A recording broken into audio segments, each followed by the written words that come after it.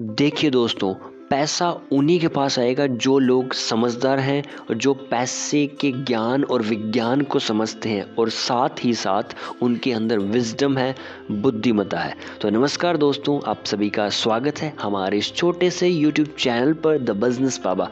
आज की वीडियो में मैं बात आपसे करने वाला हूँ। एक बुक है लोक व्यवहार, जो कि बहुत ही प्यारी बुक है अब तक की जो मैंने रीड की है। आज आपको एक चैप्टर के बारे में बताने वाला हूँ जिसकी हेडिंग है, ध्यान से सुनिएगा, धैर्य यानी पेशेंस के साथ दिलचस्पी से लोगों को सुने। इसके बारे में हम पूरा डिटेल से जानेंगे, तो आप हमारे चैनल पर बने रहें और सुनते रहें। तो हमारे राइटर साहब कहते हैं कि किसी से कुछ करा पाने का केवल एक ही तरीका है और वह है दूसरे व्यक्ति को तैयार करना कि वह यही करना चाहता है। यानी आपने सामने वाले का माइंडसेट पर काम करना है, उसके माइंडसेट को रेडी करना है। आगे चलते हैं।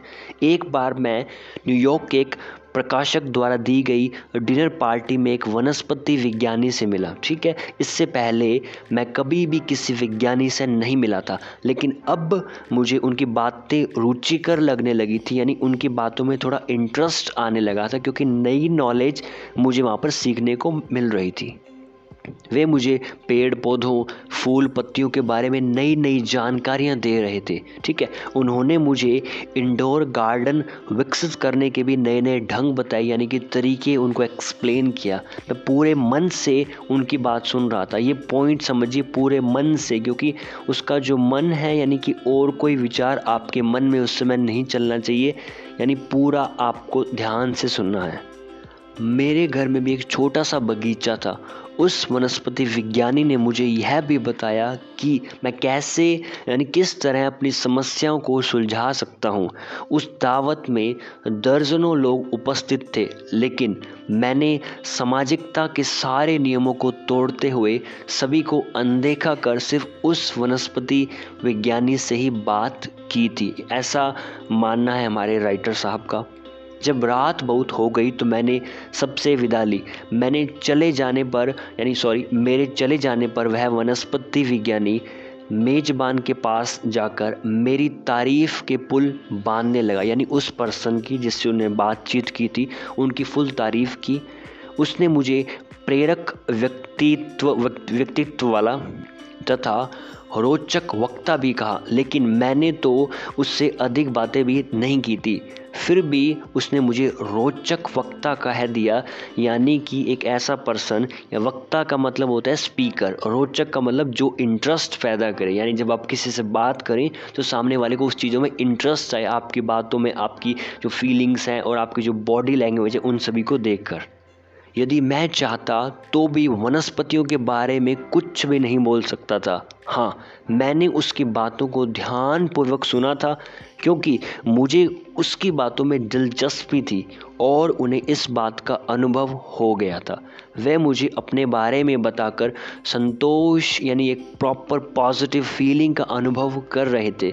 इस तरह किसी की बात सुनना परोक्ष रूप से उसकी तारीफ करना है। बहुत ही पावरफुल लाइन यहाँ पर बताई गई है कि जब आप किसी को ध्यान से सुनते हो, पूरे मन से सुनते हो और उसकी बात को समझते हो, तो इसका मतलब ये होता है कि आप सामने वाले की इज्जत कर रहे हो। आप सामने वाले को एक प्रॉपर मन से उसको, यानी कि एक्सेप्ट कर रहे हो कि आपकी बात में बहुत दम है। जो बड़े बड़े लेजेंड्स हैं, जो लीडर्स हैं, उनके अंदर एक बहुत ही अच्छी स्किल होती है, that is called effective listening. ठीक है, तो वो यहाँ पर इन्होंने बताया है। तो आप सभी भी अपनी लाइफ में जब भी कोई ऐसी परिस्थिति आई जहाँ पर आपको ज़्यादा नॉलेज नहीं है उस चीज़ के बारे में, तो आप उस सिचुएशन में प्रॉपर तरीके से सामने वाले की बातों को सुन सकते हो और समझ सकते हो। तब आपके पास इन्फॉर्मेशन आ जाएगी, तो नेक्स्ट सिचुएशन में आप उन बातों को लोगों के साथ शेयर भी कर सकते हैं। आगे कहते हैं, इस तरह किसी की बात सुनना परोक्ष रूप से उसकी तारीफ करना है। स्ट्रेंजर्स इन लव, जो कि एक पुस्तक है, वहाँ पर जो राइटर हैं वो कहते हैं, अधिकतर लोग मन लगाकर सुनने की चापलूसी को बहुत पसंद करते हैं। मैं तो मन लगाकर सुनने से भी 2 पग आगे निकल चुका हूँ।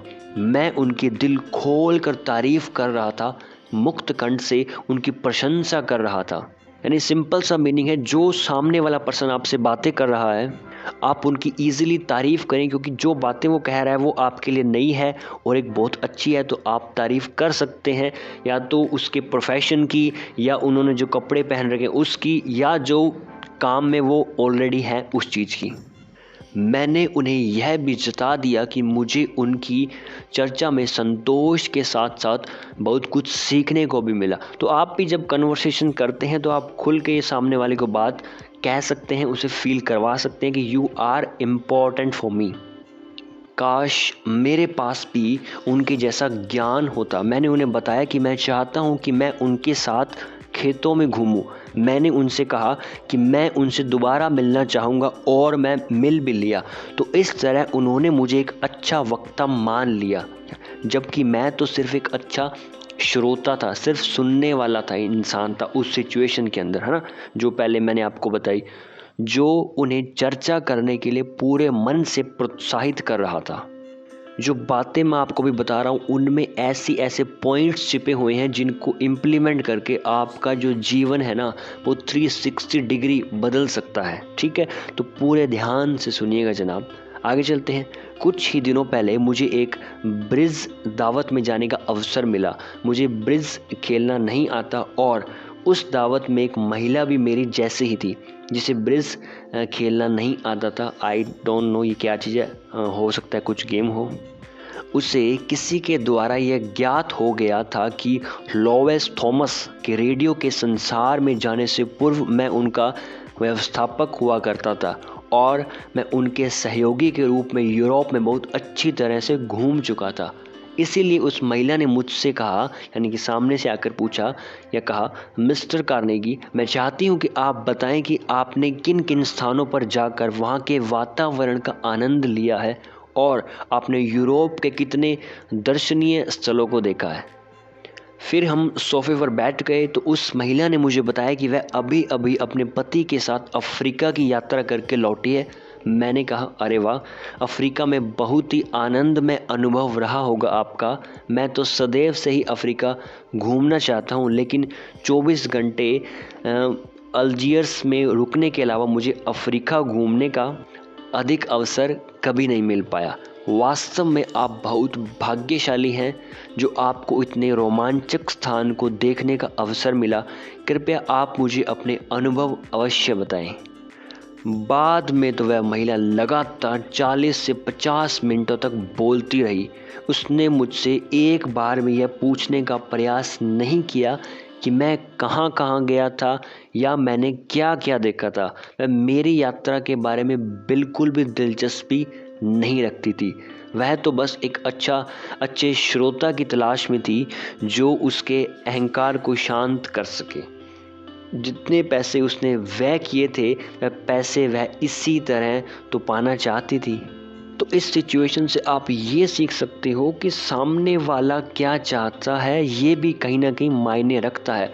आप जो बात बताना चाहते हो बहुत अच्छी बात है, ठीक है, लेकिन उससे भी ज़्यादा इम्पोर्टेंट क्या है, जब कॉन्वर्सेशन होती है तो सामने वाले की क्या फीलिंग्स है, वो क्या सुनना चाहता है, वो क्या बोलना चाहता है, इस पर भी डिपेंड होती है। तो आप उससे पूछिए कि उसके इंटरेस्ट क्या है, उसकी क्या उसे पसंद है, क्या नापसंद है। वो उन चीज़ों के बारे में ज़्यादा इंटरेस्टेड होगा, ठीक है, ना कि आपकी लाइफ के बारे में। हो सकता है कुछ लोगों को यह जो बर्ताव है असामान्य लग सकता है, लेकिन अधिकतर लोग ऐसा ही होते हैं। तो आपने जनाब चेंज होना है तो इस बर्ताव को भी आपने चेंज करना पड़ेगा। बहुत इजी है, यू कैन डू इट। आगे चलते हैं थोड़ा। भूतपूर्व Harvard president Charles W Eliot ने सफल बिजनेस साक्षात्कार का रहस्य यह बताया था, किसी भी सफल बिजनेस चर्चा का रहस्य सिर्फ इतना सा है, जो आपसे बातें कर रहा है उस पर पूरी तरह से ध्यान केंद्रित करना आवश्यक है। यही तो सबसे बड़ी चापलूसी होती है। खुद इलियट बहुत अच्छे श्रोता है, यानी कि लिसनर है, इफ़ेक्टिव लिसनिंग करते हैं, प्रॉपर तरीके से सामने वाले की बात को सुनते हैं। तो आप भी ध्यान रखिए कि जब भी आपसे कोई बात करे तो आपने उसकी बातों को ध्यान से एकदम सटीक तरीके से सुनना है। ऐसे मान लीजिए कि वो एग्ज़ाम ही हो रहा है आपका, तो वो आपकी लाइफ में बहुत ही ज़्यादा प्रभाव डालेगा। आप एक्सपेरिमेंट करके देखिए, 1-2 दिन आपको पता चल जाएगा कि कितना प्रभावकारी ये है। अमेरिका के महान उपन्यासकार हेनरी जेम्स ने अपने संस्करण में कहा है, डॉक्टर इलियट का लोगों की बातों को दिलचस्पी लेकर सुनना सिर्फ मौन नहीं था, बल्कि वह तो एक तरह की गतिविधि थी, यानी एक प्रकार की एक्टिविटी थी। सीधे तनकर बैठ जाना, हाथों को बांधकर गोद में रख लेना तथा अपने अंगूठे को एक दूसरे पर लपेटने के अलावा उनके शरीर में कोई और गतिविधि नहीं होती थी। यहाँ पर उनकी बॉडी लैंग्वेज को आप देख सकते हो कि कैसे एक बंदा प्रॉपर तरीके से एक पोस्चर के अंदर बैठा है और सामने वाले की बातों को प्रॉपर मन से सुन रहा है। वे वक्ता की बातों को कान के साथ साथ आंखों से भी सुनते थे, यानी कि यहाँ पर अपनी जो ज्ञानेंद्रियां हैं, जो आइस है, उनका इफ़ेक्टिव तरीके से उपयोग भी कर रहे हैं साथ साथ में, ठीक है। वे अपने दिमाग से सुनते थे तथा सामने वाले के बोलते समय सोचते थे कि आपको यह बात क्यों कहनी पड़ी, यानी उसके पीछे का रीज़न ढूंढने थे कि वो बंदा ये बात क्यों कहना चाहता है, वाई।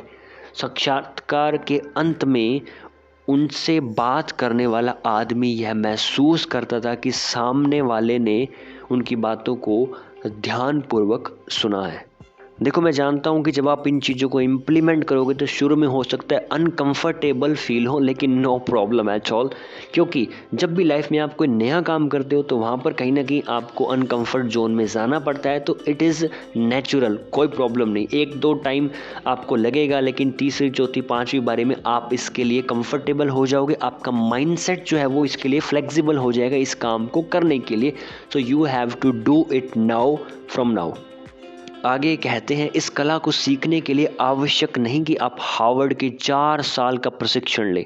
यह तो व्यवहारिकता से आती है, यानी कि जब आप व्यवहार करते हो, लोगों से बात करते हो, उनकी बातों को सुनते हो, अपनी बात को कहते हो, उन चीज़ों में, उन कॉन्वर्सेशन में आप सीख जाते हो। हम सब ऐसे कितने ही डिपार्टमेंटल स्टोर मालिकों को जानते हैं जो महंगी महंगी दुकानें खोलकर किफ़ायत के सामान खरीदते हैं, सजावट पर पूरा ध्यान देते हैं, विज्ञापनों में हज़ारों डॉलर खर्च करते हैं और फिर सेल्समैनों को नौकरी पर रखते हैं, लेकिन वह सेल्समैन ही अच्छे श्रोता नहीं होते। वो बातों को सुनते ही नहीं है, वो सिर्फ अपनी बात को कहना चाहते हैं, ये नहीं सोचते कि कस्टमर क्या चाहता है। इसलिए ग्राहकों की बात को बीच में ही काटते हैं, जो कि बहुत ही नेगेटिव पॉइंट है। अगर आप किसी बिजनेस में हो, अगर आप ऐसा करते हो, आपका बिजनेस हो सकता है शुरू में अच्छा चल जाए, but in a long run आप फेल हो जाओगे उनमें, ठीक है।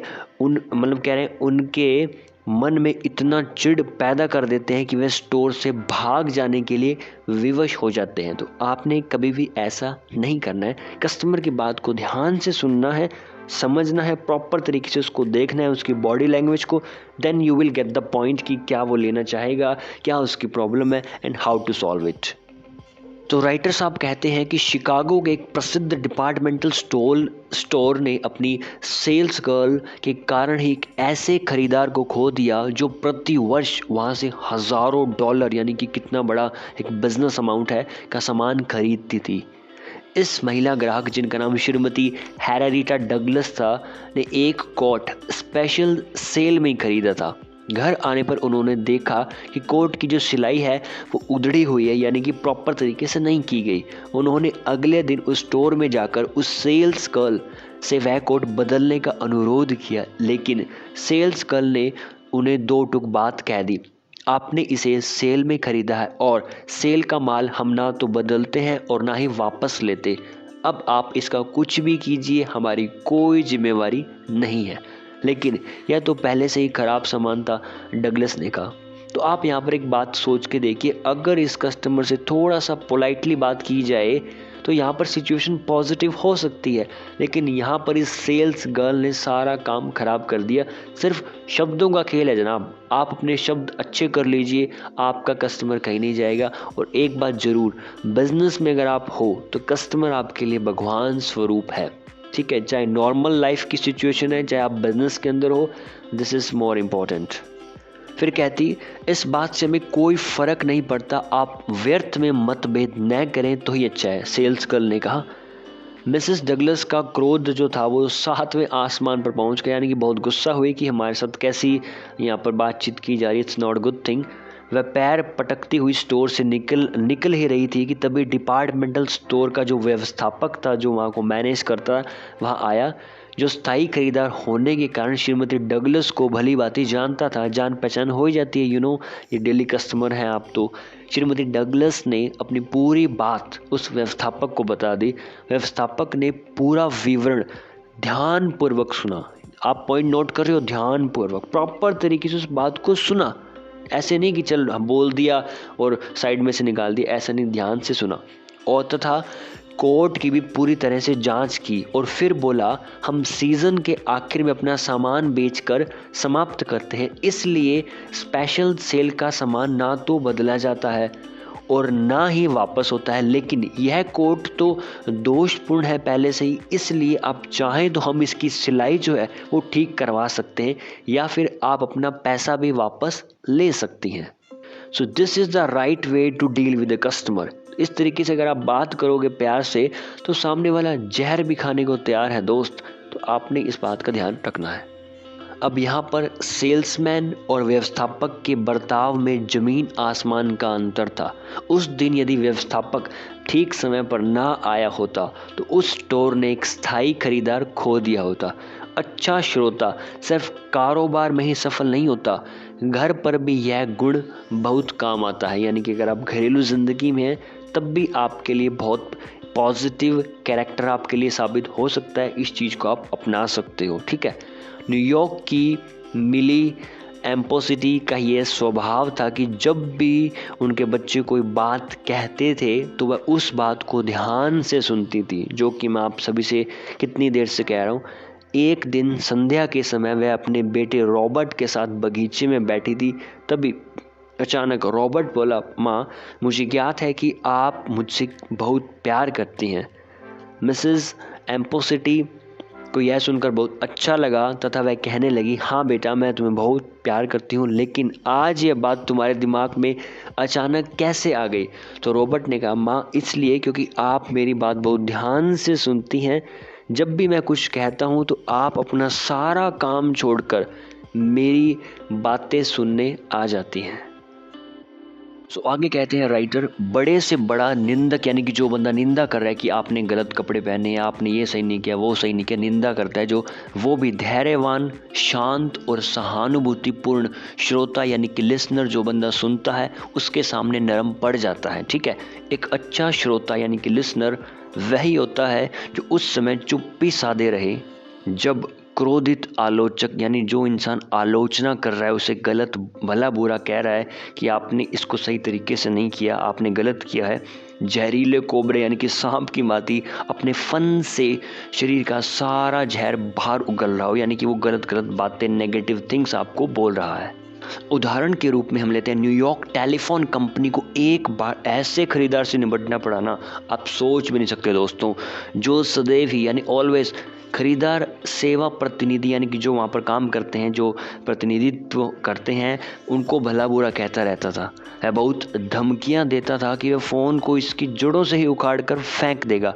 कई टेलीफोन बिल उसने नहीं चुकाए थे क्योंकि उसकी नज़र में, उसकी दृष्टि में वे जाली थे, उनका कोई भी महत्व नहीं था। अनेक समाचार पत्रों में इसके विरोध में पत्र भी लिख डाले। बहुत ही खतरनाक इंसान लग रहा है। यहाँ तक कि उसने टेलीफोन कंपनी के विरुद्ध अदालत में भी कई मुकदमे भी दायर कर दिए थे। अंत में कंपनी ने अपने सबसे योग्य, यानी कि जो एलिजिबल पर्सन होता है, जिसके अंदर काबिलियत होता है, ट्रबल शूटर, यानी कि जो ट्रबल को ख़त्म कर दे, आई थिंक सो ऐसा इसका मीनिंग होना चाहिए, यानी गुणी श्रोता, यानी कि ऐसा इंसान जिसके अंदर एक ऐसी क्वालिटी हो जो अच्छे से सुन सके सामने वाले को और समझ सके। गुणी श्रोता को इस खरीदार का साक्षात्कार लेने के लिए भेजा, ठीक है, उसके पास उसे एज इंटरव्यू की तरह या बातचीत करने के लिए भेजा। उस ट्रबल शूटर ने शांत चित्त, यानी कि अपनी बॉडी को बिल्कुल शांत रखा, दिमाग को ठंडा रखा, से उस खरीदार की पूरी बात को ध्यान से सुना, ठीक है। बीच बीच में हाँ हाँ कहकर खरीदार के प्रति अपनी सहमति प्रदर्शित करता रहा ताकि सामने वाले को लगे कि वो उसकी बातों को ध्यान से सुन रहा है और पॉजिटिव रिस्पॉन्स दे रहा है। फिर कहते हैं, ट्रबल शूटर ने अपने इस अनुभव को हमारी कक्षा में इस तरह बताया कि ग्राहक ने लगभग 3 घंटे तक अपनी भड़ास, जो उसके अंदर नेगेटिव एनर्जीज थी, जो एक बहुत ही बड़ा यानी कि एनर्जी का रूप ले रखा था उसने, वो भड़ास निकाली और मैं चुपचाप सुनता रहा। मैं उससे 4 बार मिला तथा चौथी बैठक से पहले मैं उस संगठन का चार्टर मेंबर बन चुका था जिसे उसने प्रारंभ किया था, यानी कि वो उसकी ब्रांड के साथ कोलैबोरेशन कर चुका था ऑलरेडी।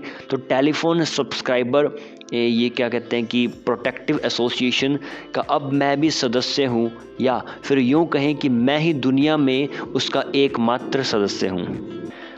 इन भेंटों यानी कि जो प्राइजेस होते हैं, भेंट कोई आप किसी को गिफ्ट देते हो, तोहफा देते हो, भेंट कहते हैं, इन भेंटों में मैं उसकी हर एक बात को ध्यानपूर्वक सुनता था। यहाँ पर पॉइंट समझने वाला क्या है, ध्यानपूर्वक सुनना। आपने भी इस पॉइंट को नोट करना है और ज़िंदगी में लागू करना है।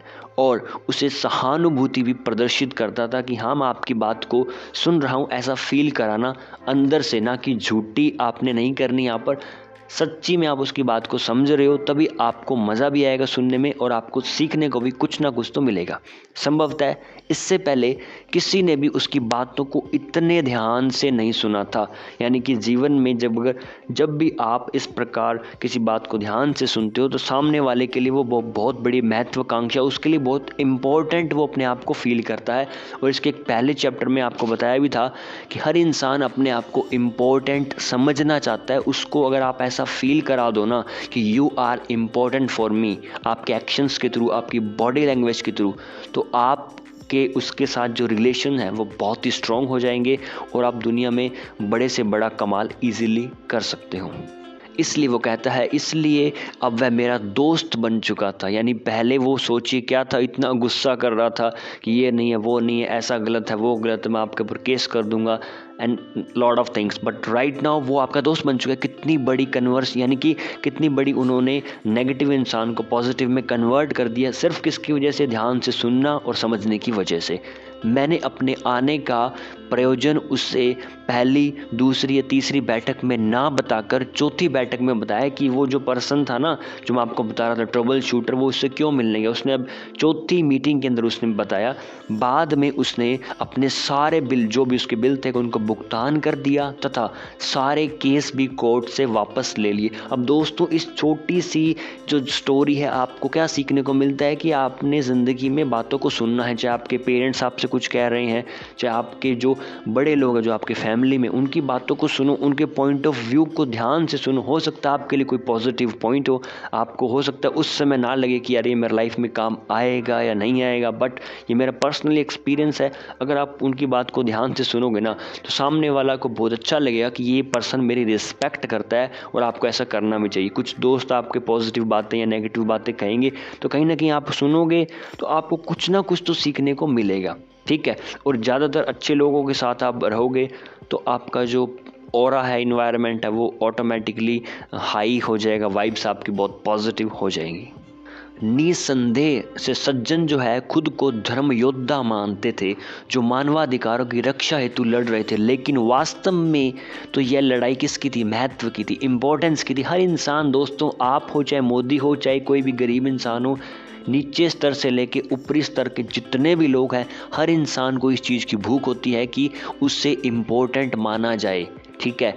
तो ये एक ह्यूमन साइकोलॉजी है। अगर आप इस चीज़ को ध्यान से समझोगे ना, तो आप जीवन में बहुत आगे जा सकते हो और इस दुनिया पर राज भी कर सकते हो। तो आगे कहते हैं, चिल्लाकर, विरोध करके, शिकायत करके अपने को महत्वपूर्ण साबित करते थे। लेकिन जैसे ही टेलीफोन कंपनी का प्रतिनिधि जो था उन्हें महत्व देने लगा, उसकी शिकायतें गायब हो गई। यानी आपने क्या सीखा यहाँ से, वो जो बंदा था उसके पास गया, चौथी मीटिंग में उसने बताया कि भाई ऐसे ऐसे है, तो 3 मीटिंग्स में उसने नेगेटिव एनर्जी उसकी बाहर निकाली। यानी सामने वाले की बातों को महत्व दिया, इंपॉर्टेंस दिया कि भाई साहब ऐसे करना है, ठीक है। और इसका उल्टा भी आप देख लीजिए, कई बार हम चिल्लाकर जैसे चिल्लाते हैं, भाई साहब आपने ये काम गलत किया, आपको ऐसा नहीं करना चाहिए, ये नहीं करना चाहिए, उससे कोई फ़ायदा होता है, नहीं होता। क्यों? क्योंकि हम उस समय अपने आप को ज़्यादा ऊपर मानते हैं कि यार मैं सही हूँ, तू गलत है, राइट। कई बार हम विरोध करते हैं कि यार आपका जो विचार है बिल्कुल गलत है, आपकी सोच बिल्कुल गलत है। उस समय हम क्या कर रहे होते हैं, अगर सामने वाला गलत है इसका मतलब आप सही हो।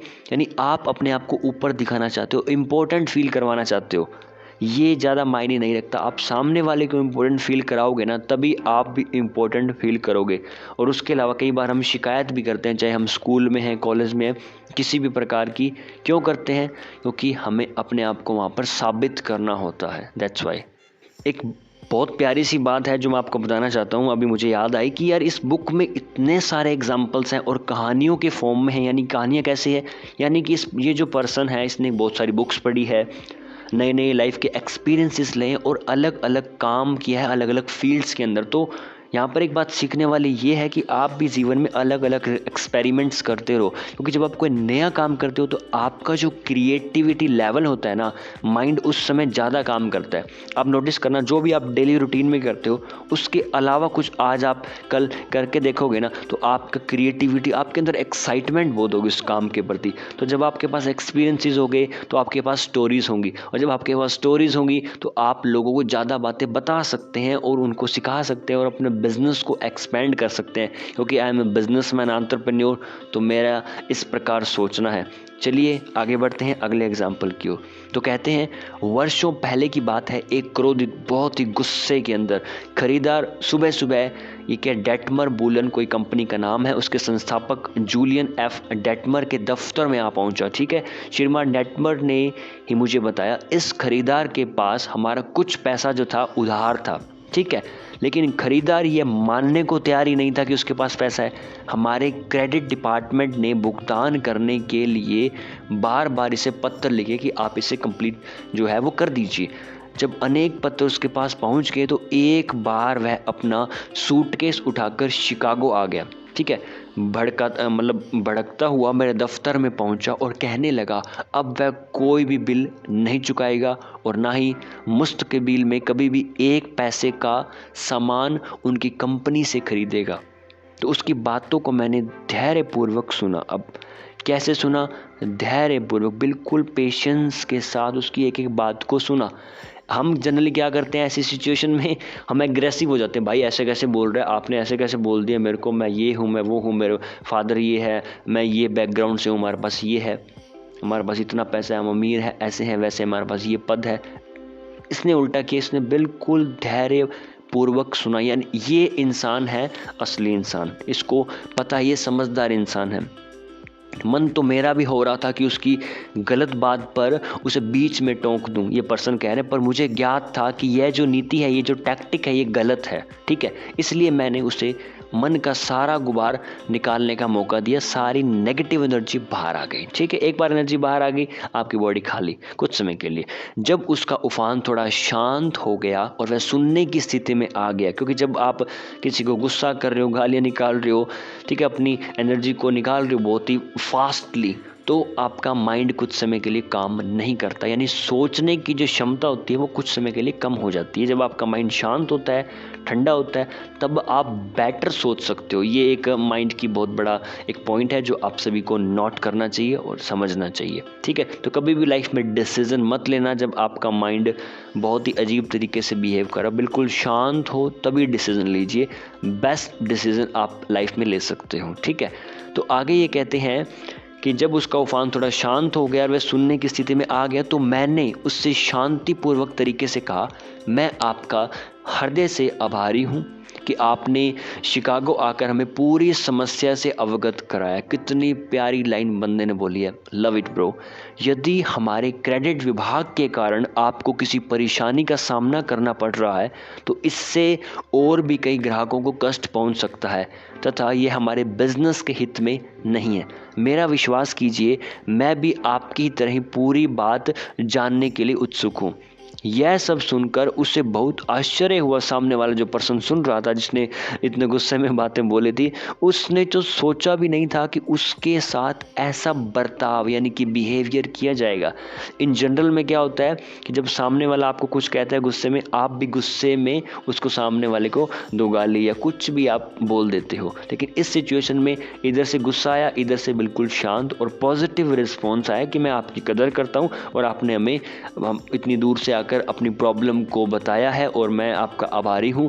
आप, हो सकता है ऐसे बहुत सी प्रॉब्लम और भी लोगों को आ रही होंगी, तो मतलब ये होता है सोचने का तरीका। आप अगर एक ही पॉइंट ऑफ व्यू से सोचोगे ना लाइफ में, तो ज़िंदगी में ग्रोथ नहीं मिलेगी आपको कई एंगल्स से सोचना पड़ेगा, ठीक है। तो इसने यहाँ पर एक बहुत ही पॉजिटिव और अलग एंगल से सोचा, तो यहाँ भी आप जीवन में भी ये चीज़ इम्प्लीमेंट कर सकते हो। तो फिर ये कहते हैं कि वह कुछ निराश भी था, क्योंकि वह मुझे इतनी दूर से खरी खोटी सुनाने के लिए आया था, और एक मैं था जो बिना उसके मतभेद किए उसे धन्यवाद दे रहा था। मैंने उसे इस बात का विश्वास दिलाया कि हम अपने उधार के खाते में से उसका नाम काट देंगे, क्योंकि हमें तो बहुत सारे अकाउंट देखने होते हैं, इसलिए हम गलत भी हो सकते हैं, जबकि उसे तो सिर्फ एक ही अकाउंट, ठीक है, जाना होता है, इसलिए उसके गलत होने की जो संभावना है बिल्कुल भी नहीं है। फिर मैंने उसे बताया कि मैं उसकी भावनाओं का सम्मान करता हूँ। कितनी खतरनाक लाइन है। मैंने उसे बताया कि मैं उसकी भावनाओं का सम्मान करता हूँ, उसकी फीलिंग्स, उसके इमोशंस का। यदि मैं भी आपकी जगह होता तो मेरा भी कुछ ऐसा ही बर्ताव होता। मैंने तो उसे कई दूसरे वुलन स्टोर्स के नाम तक दिए, क्योंकि अब वह हमारे साथ बिजनेस डीलिंग नहीं करना चाहता था। इससे पहले जब भी वह खरीदार शिकागो आता था तो हम दोपहर का लंच साथ ही खाते थे, इसलिए इस बारे में मैंने उसे लंच के लिए आमंत्रित किया। उसने बड़े बेमन से मेरा अनुरोध स्वीकार कर लिया, लेकिन चमत्कार तो तब हुआ जब लंच के बाद उसने मुझे पहले से ही बड़ा बड़ा आदेश दे दिया। अब वह काफ़ी अच्छे मूड में लग रहा था, क्योंकि वह भी अच्छाई का उत्तर अच्छाई से देना चाहता था। Point to be noted God, कि यहाँ पर जब भी आप अच्छाई करते हो तो कहीं ना कहीं यूनिवर्स में वो अच्छाई डबल ट्रिपल होके आपके पास आती है। तो घर लौटकर उसने ठंडे दिमाग से अपने सारे अकाउंट्स देखे, तो उसे एक ऐसा बिल मिल गया जिसका भुगतान उसने नहीं किया था। फिर उसने माफ़ी मांगते हुए में चेक से भुगतान भी कर दिया।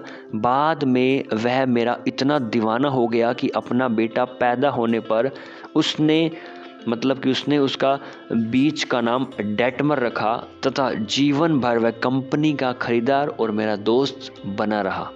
तो दोस्तों, एट द एंड सीख यही है कि सामने वाले की बातों को सुनना है और समझना है, तभी आप उसका हल निकाल सकते हो।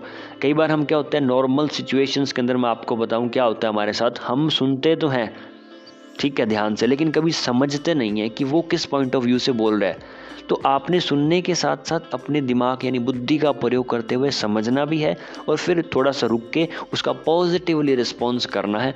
तो आप पाओगे कि आपकी जो सिचुएशन है ना, आप कितनी अच्छे तरीके से हैंडल करते हो, और आपकी लाइफ में खुशियाँ ऑटोमेटिकली इनकमिंग होती रहेगी। ठीक है जी, चलिए बढ़ते हैं अगले एग्जाम्पल की ओर। तो यहाँ पर कहते हैं एक पर्सन का नाम है मार्केसन नाम के पत्रकार ने भी 20 प्रसिद्ध व्यक्तियों के साक्षात्कार यानी कि इंटरव्यू लिए हैं। उनका मानना है कि अनेक लोग अपना अच्छा असर सिर्फ इसलिए नहीं छोड़ पाते क्योंकि वे दूसरे की बात ध्यान से सुनते ही नहीं हैं, वे तो बस यही सोचते रहते हैं कि उन्हें क्या बोलना है, इसलिए उनके कान पूरी तरह से खुले नहीं रहते। यानी कि जब आपने देखा होगा नॉर्मल सिचुएशंस के अंदर एक पर्सन क्या होता है कि सामने वाले की बात को ध्यान से नहीं सुनता, वो ये सोचता है कि मुझे बोलना क्या है, अगला मेरा सवाल क्या होगा, मैं क्या चीज़ उससे जानना चाहता हूँ, क्या पूछना चाहता हूँ, तो वो उसकी बात को ध्यान से या गौर से नहीं सुनता, और आपने ऐसा नहीं करना। फिर कहते हैं महत्वपूर्ण लोगों का मानना है कि अच्छा श्रोता यानी कि लिसनर जो सुनता है वक्ता से अधिक पसंद किया जाता है, लेकिन सुनने की जो कला है ना, और किसी भी कला से अधिक दुर्लभ है। यानी कि दोस्तों, अगर आपको इस कला में माहिर होना है ना, तो आप करोड़ों में एक ऐसे इंसान होगे जिसकी बात, जब आप किसी की बात को सुनोगे, ध्यान से सुनोगे ना, तो वो आपकी बहुत ज़्यादा रिस्पेक्ट करेगा, क्योंकि ऐसे लोग यानी कि लिसनर दुनिया में बहुत ही कम पाए जाते हैं। आप एग्जांपल लीजिए अपनी नॉर्मल लाइफ के अंदर भी, ज़्यादातर वो जो लोग हैं वो क्या करते हैं कि अपनी बात को कहना चाहते हैं, लेकिन उन्हें कोई सुनने वाला नहीं मिलता। तो अगर आप वो पर्सन बन जाए ना, तो आई कैन लिटरली से आपका जो लोक व्यवहार है, आपका जो पर्सनैलिटी डेवलपमेंट है, और लोग आपको बहुत ज़्यादा पसंद करना शुरू कर देंगे।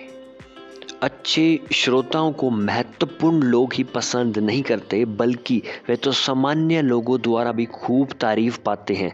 ठीक है, यानी कि अगर आप एक अच्छे लिसनर हो, आप सामने वाले की बात को ध्यान से सुनते हो, तो आपको बहुत तारीफ मिलती है, लोग आपको जानते हैं और आपको मानते भी हैं। आगे कहते हैं रीडर्स डाइजेस्ट, जो कि एक आई थिंक बुक है या कोई एक किताब है, ने एक बार एक लेख द्वारा भी छापा था, जब लोगों को अपने मन की बात बाहर लाने के लिए श्रोताओं की ज़रूरत होती है तो वे डॉक्टर को बुला लेते हैं। देखा जाए तो ये बात भी सही है। कई बार हमारे अंदर इतने इमोशंस इकट्ठे हो जाते हैं कि हम उन्हें बाहर, यानी कि उस एनर्जी को बाहर नहीं ला सकते कि घर वालों के सामने, अपने फ्रेंड्स के सामने, क्योंकि हम कंफर्टेबल नहीं हैं, या हो सकता है हमारे पास कोई अच्छा लिसनर नहीं है जो हमारी बात को गौर से सुने। तो हम कई बार क्या करते हैं, डॉक्टर के पास चले जाते हैं और सिर्फ दुखड़ा सुना के वापस आ जाते ही मन अपना हल्का हो जाता है। क्यों? क्योंकि नेगेटिव जो एनर्जी पैदा हुई थी वो सारी बाहर निकल चुकी है। That's why. सो हमें ऐसा नहीं करना है। जब भी आपके अंदर ऐसी एनर्जीज क्रिएट हो तो आपने कहीं भी जाके आप इस चीज़ को बाहर लेकर आ सकते हो। एक फिज़िकल एक्सरसाइज आपको बताऊं तो आप कर सकते हो, उसके थ्रू भी एनर्जीज बाहर आ जाती है। रनिंग कर सकते हो ना। तो ऐसे बहुत सारे अलग अलग तरीके हैं। आप कुछ एक पेपर और पेन लेके अपनी इमोशंस को लिख सकते हो तो वो एनर्जी बाहर आ जाती है। ऐसे रास्ते होते हैं, यू कैन अप्लाई दीज। तो दोस्तों आपको बताइए, इसमें बहुत सारे एग्जाम्पल्स हैं। तो अगले एग्जाम्पल की ओर हम बढ़ते हैं। तो कहते हैं कि गृह युद्ध, यानी कि जब वो युद्ध हुआ अब्राहम लिंकन वाला, कि दुखदायी समय में अब्राहम लिंकन स्टिंगफील्ड के अपने एक दोस्त को पत्र लिखकर वॉशिंगटन बुलवा भेजा। ठीक है, वह उस दोस्त के साथ कुछ समस्याओं पर क्या विचार विमर्श करना चाहता था। जैसे ही वह दोस्त व्हाइट हाउस पहुंचा, लिंकन घंटों तक उस दोस्त के सामने दासों को मुक्त करने के कानून बनाने के परिणामों पर बोलते रहे। वे दास प्रथा को समाप्त करने के फायदे तथा नुकसान के बारे में बात कर रहे थे। लिंकन ने पत्र पढ़कर सुनाए, लेख पढ़े। कुछ पत्रों में लिंकन की आलोचना की गई थी क्योंकि वे अब तक दासों का मुक्त नहीं कर पाए थे, और अनेक पत्रों में यह आलोचना की गई थी कि वे दासों को मुक्त क्यों करना चाहते थे। घंटों तक बोलने के बाद लिंकन ने अपने उस दोस्त से हाथ मिलाया, गुड नाइट किया तथा बिना उसके विचार पूछे उसे इलिनॉय के लिए रवाना कर दिया। ये तो बहुत ही वैसे नाइंसाफ़ हुई, लेकिन इस सिचुएशन में देखें ना तो क्या हुआ है कि लिंकन के अंदर जो इमोशंस थे, जो बातें वो कहना चाहता था लेकिन किसी कारणवश नहीं कह पा रहा था, तो दोस्त को बुलाया, उसको सारी बातें बोल दी, एनर्जी रिलीज़ होगी और उसका मन हल्का हो गया। फिर कहते हैं लिंकन ने उस दोस्त को बिल्कुल भी बोलने का अवसर नहीं दिया था। फिर भी ऐसा करने से लिंकन के विचारों को सही दिशा मिल गई और वह सही ढंग से सोच पाए थे। ऐसा लगता था कि लिंकन को सलाह की नहीं, एक अच्छे बल्कि सहानुभूतिपूर्ण श्रोता यानी कि लिसनर की ज़रूरत थी उस पर्टिकुलर सिचुएशन के अंदर, जिसके सामने वह खुलकर बात कर सके, अपने इमोशंस को बता सके। हमें भी तो कठिनाई में ऐसा ही लगता है कि कोई ऐसा हो जो हमारी बातें ध्यानपूर्वक सुन सके। असंतुष्ट कर्मचारी, ठीक है, जिद्दी बालक या कोई आहत दोस्त जिसको चोट पहुंची हो, वो सब यही तो चाहते हैं कि मेरी बात को बस कोई सुन ले। सोल्यूशन मिले ना मिले डजंट मैटर, मेरे इमोशंस को, मेरी बातों को, मेरी फीलिंग को समझ ले। अगर इतना ही आप कर दोगे ना, अगर आप वो इंसान बन जाओगे, तो आपके पास दोस्तों की तो कमी बिल्कुल भी नहीं होगी कभी भी। तो दोस्तों चलते हैं हमारे अगले एग्जाम्पल की ओर, क्योंकि एग्जाम्पल्स का पहाड़ आपको यहाँ पर मिलेगा। तो कहते हैं सिगमंड फ्राइड, एक पर्सन का नाम है, का नाम आधुनिक समय के सबसे कुशल श्रोताओं यानी कि लिसनर में सम्मिलित है, यानी कि बहुत ही अच्छे लिसनर हैं वो। एक बार एक आदमी फ्राइड से मिला और अपनी समस्या उनके सामने रखी। उनके सुनने के तरीके के बारे में उस आदमी का कहना था, इससे मेरे ऊपर इतना गहरा असर पड़ा कि मैं कभी भी नहीं भूल सकता। यानी कि आप इमोशंस के, यानी अपने इमोशंस को बता रहा है वो पर्सन, उनके जैसे गुण मैंने किसी दूसरे आदमी में नहीं देखे। मैंने किसी और को सामने वाले आदमी पर इतना ध्यान देते नहीं देखा है। इसमें आत्मा की गहराई को भेदित दृष्टि जैसी कोई बात नहीं है। उनकी आंखें कोमल और दयालु हैं। आवाज़ ऐसे ही जैसे मोती टपक रहे हों। उनकी मुद्राएं बहुत कम है, यानी कि बॉडी लैंग्वेज को बहुत ज़्यादा यूज़ नहीं करते, लेकिन उन्होंने मेरी ओर जितना ध्यान दिया, मेरी बातों की जितनी प्रशंसा की, वह सचमुच असामान्य है। आप सोच भी नहीं सकते कि इस तरह सुने जाने का अर्थ क्या होता है। तो ये थी उस पर्सन की वर्डिंग। अब आप इसको अगर सुनोगे, समझोगे, तो आपको पता चलेगा कि उस लिसनर यानी कि सिगमंड फ्राइड के अंदर एक कैपेबिलिटी थी कि वो सामने वाले की बातों को एब्जॉर्ब कर रहा था, समझ रहा था, और साथ में बीच बीच में प्रशंसा यानी कि उसकी तारीफ भी कर रहा था सामने वाले की। जहाँ पर भी कोई पॉइंट अच्छा लगे तो आपने भी अपनी ज़िंदगी में, आपको लगे इस पर्सन में ये क्वालिटी है, ये गुण है, आप उसकी खुलकर तारीफ करें और सब लोगों के सामने तारीफ करें। ठीक है, आगे चलते हैं। कुछ लोग ऐसे होते हैं जिन्हें देखते ही हर कोई अपना मुंह फेर लेता है, यानी कि घुमा लेता है कि यार इस बंदे से बात नहीं करते, ये तो ऐसा है, ये वैसा है। ठीक है, पीठ पीछे उसकी खिल्ली उड़ाते हैं, उससे नफरत करते हैं, क्योंकि वह आदमी अधिक देर तक किसी की बात नहीं सुन सकता। उसका प्रयास तो यही होता है कि सामने वाले की बात बीच में ही काट कर अपनी बात कहना शुरू कर दे। तो आपको ऐसा इंसान नहीं बनना, आपको लिसनर बनना है, क्योंकि इस दुनिया में लिसनर यानी कि श्रोता बहुत ही कम है। अगर आप उस लिस्ट में शामिल हो गए तो आपका नाम ऊपर ऊपर आ सकता है। क्या आप इस तरह के लोगों को जानते हैं? हम में से हर एक ही ऐसे आदमी के संपर्क में ज़रूर आया होगा। ऐसे आदमी को लोग उबाऊ मनुष्य कहते हैं, जो अपने ही अहंकार में चूर रहता है कि बस मैं ही हूँ दुनिया में, बाकी तो सब ऐਵੇਂ ही हैं, तथा खुद को ही ब्रह्मांड का केंद्र बनाना चाहता है। एक और सच्चाई यह भी है, जो लोग सिर्फ अपने बारे में ही बातें करते हैं, वे सोचते भी सिर्फ अपने बारे में ही है, वो किसी और के बारे में ज़्यादा सोचते भी नहीं है। इसीलिए कोलंबिया विश्वविद्यालय के प्रेसिडेंट निकोलस, उन्होंने बताया कि ऐसे लोगों के विषय में कहा है, जो लोग सिर्फ अपने ही बारे में सोचते हैं ना, वह बुरी तरह अशिक्षित है, यानी अनएजुकेटेड है। उन्हें पता नहीं है कि समाज, सोशलिटी, ये सारी चीज़ें भी यानी कि एग्जिस्ट करती है इस दुनिया के अंदर। चाहे वे कितनी भी डिग्रियां क्यों ना प्राप्त कर ले, रहते तो वह अनपढ़ ही हैं। क्योंकि भले ही उन्होंने एजुकेशन में, एकेडमिक्स में बहुत अच्छा फोड़ा होगा, अच्छी एजुकेशन प्राप्त की होगी, लेकिन सामाजिक दृष्टि से देखें, स्पिरिचुअलिटी की दृष्टि से देखें, तो उसके अंदर ये क्षमता नहीं है कि वो किसी को सुन सके और अपनी बात को प्रॉपर तरीके से कह भी सके। अब बहुत ही शानदार लाइन आने वाली है और जिससे आपको बहुत कुछ सीखने को मिलेगा, और सारांश इस चैप्टर का आपको बताने वाला हूँ। तो कहते हैं, अब यदि आप अच्छे वक्ता यानी कि स्पीकर बनना चाहते हैं, यानी कि जो लोगों के सामने बोलता है, अपनी बात को प्रेजेंट करता है, उससे पहले आपको अच्छा श्रोता बनना जरूर सीख लेना चाहिए। यानी कि पहले आप गुड लिसनर बने। एक leader must be a good listener, ठीक है। उसके बाद आपको स्पीकर बनने की ज़्यादा इच्छा भी होगी और आप जल्दी भी बन पाओगे, ठीक है। खुद को दिलचस्प बनाने के लिए सामने वाले में दिलचस्पी लें, यानी कि अगर आप चाहते हो कि यार लोग आपको लाइक करें, ठीक है, आपके साथ खड़े हों, बैठे, आपके साथ फ़ोटो क्लिक करें, है ना, आपकी बातें हों समाज में, पॉजिटिव कन्वर्सेशंस, ठीक है। सो उसके लिए आपको क्या करना पड़ेगा, आपको सामने वाले में इंटरेस्ट लेना पड़ेगा। उसके क्या क्या इंटरेस्ट है, उसमें इंटरेस्ट लेना पड़ेगा।